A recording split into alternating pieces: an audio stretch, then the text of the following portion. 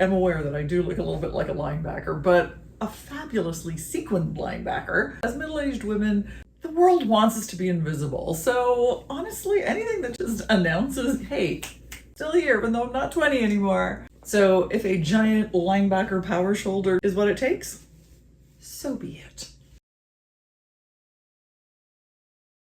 Hello, fabulous friends. Welcome back to my channel.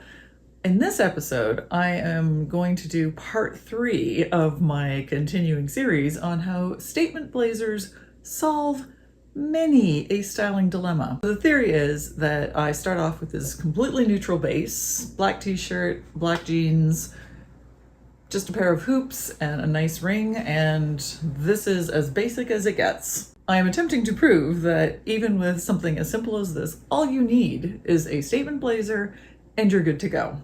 So, for example, I'm going to go ahead and start off with this one. All of the blazers I'm going to show you in this episode are thrifted. Much like episodes 1 and 2, I cannot believe I'm on episode 3. And there's still no shortage of blazers in my closet, so there will very likely be a part 4.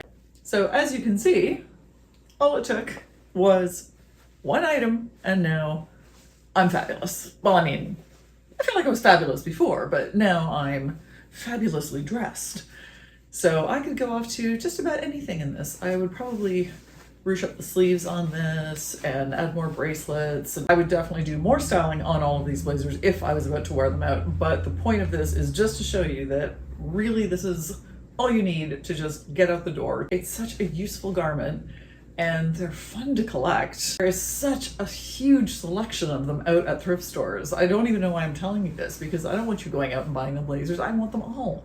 But since it's entirely possible that I have enough, I can't be everywhere in the world, so I'm quite sure there are fabulous blazers in your local thrift store that are just waiting for you to go and pick them up. So I will take you through another 10 of my favorite statement blazers, and let's get started. This blazer actually is part of a suit, and it's a good illustration of something I've spoken about in other videos, which is that if you find a great piece like this that could be a suit, go ahead and take a look in the trouser section or the skirt section to see if that matching piece might be there, because things often get separated when they come into the thrift store. So going to the 2-piece sets, you're not necessarily going to find all of them. So this, it actually didn't even occur to me. I found this, I thought it was great, and just purely by chance, I happened to be glancing through the trousers and I saw this print and I was just like, no, a suit? Oh, in my size. But of course it's that 80s cut with the super snatched waist. So it is, the trousers are just a teensy bit too small for me. Although I have worn them. I did a little reel on the mob wife aesthetic on Instagram, which is kind of pinned to the top of my page. So if you want to see that, feel free. It's silly but fun. And yes, I look forward to getting back into those trousers at some point. Made in Hong Kong, which is always a good sign for some good vintage action. So what makes it a statement blazer? It doesn't always have to be bells and whistles and sequins and yada yada yada. Sometimes it can just be color. Like this spectacular apple green. It's by Jacques Vert. The lines are very simple. The cut is very simple. Everything is just as simple as it possibly can be, except for this absolutely glorious color. And again, in real life, if I was styling this, it would probably not be with black, because I feel like black kind of sucks the life out of these colors a little bit. But again, this is just for demonstration purposes. I still think it looks good with this. Obviously more of a spring and summer color, but I feel like I might still wear this in the fall and winter just to punch up some of those moody autumn colors. Like, I think this would really work nicely with burgundy and gray. So maybe you'll see this styled up in the next little while. We'll see. How could I resist one that has letters all over it? I fancy myself a bit of a wordsmith, a bit of a writer. In addition to that, I'm a big reader. Not that I have time for that right now either, but Yeah, anything to do with words, I'm very, very drawn to. So this just called to me. I felt like I was wearing a library. And it is just so stretchy and comfortable, and I love it so much. Generally, with blazers, I'm either rolling up the cuffs or I'm pushing up the sleeves. I like having my wrists out, possibly because they're my only delicate body part. If you're looking for dainty, like this is about it. My wrists are about it. So maybe that's why I always want to get them out. The brand is Linnea Domani, and again, if I have any Italian viewers out there, I apologize for this pronunciation. There's something about this that is very Evil Queen, which, if you've been watching for a while, you know I'm in my Evil Queen era, so I'm down with it. I don't know if it's these slightly pointy shoulders or this pointy kind of inward-facing lapel or just the glorious buttons, but yeah, there's something about it. And it's just a really interesting one. It has these sort of lines across it. It's cut really, really well. Very fitted, very comfortable, 100% wool, sort of a textured wool. It's fully lined, so it's not itchy. It's just, yeah, it's a really lovely piece, and it actually makes me stand up really straight. Maybe that's the Evil Queen thing. Evil Queens always have very good posture. Have you noticed that? Anyway, the brand is Beachy, not beachy like the beach, not bitchy like me, but beachy, Bicci. I feel like there's something about polka dots that brings joy. Like they're just kind of joyful and cheerful. By a brand, Elena Wang. It says it's made in Canada, so I'm assuming it's a Canadian brand. It's double-breasted, it's a little bit slouchy, not very structured, just easy to wear. I kind of feel like I'm wearing a sweatshirt. And that's always a nice feeling. But I do feel like I'm very nicely put together in this number.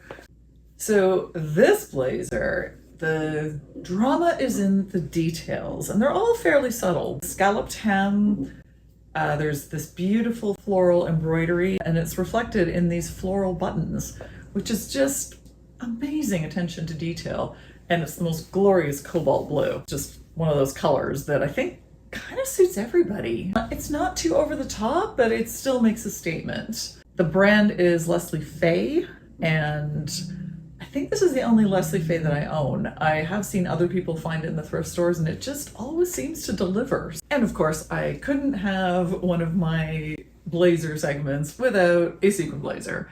And this one is Calvin Klein, and it's the tuxedo style with the satin lapels. Again, almost like wearing a sweatshirt. It's just slouchy and a little bit oversized and comfortable, and one of those things that you can show up literally in jeans and a t-shirt with this. You just effortlessly fabulous. Such an easy option when the occasion calls for a little sparkle, or even when it doesn't. I would wear this to the office. In fact, I will wear this to the office. I will do it in the next couple of weeks just to demonstrate how versatile something like this is. Which actually leads me to another thought that I had. I'm thinking about doing a video on how to modify and how to wear your sequins in the daytime more casually. Let me know in the comments if that's something you'd be interested in. Maybe in January when the parties are all done and you're kind of looking at your sequins going, geez, I'd really like to wear that again before next December. So yeah, let me know your thoughts, okay? Okay, yes, I do look slightly like a traffic pylon come to life and walking amongst you in this neon orange blazer, but I don't care. I love it. It's so fun.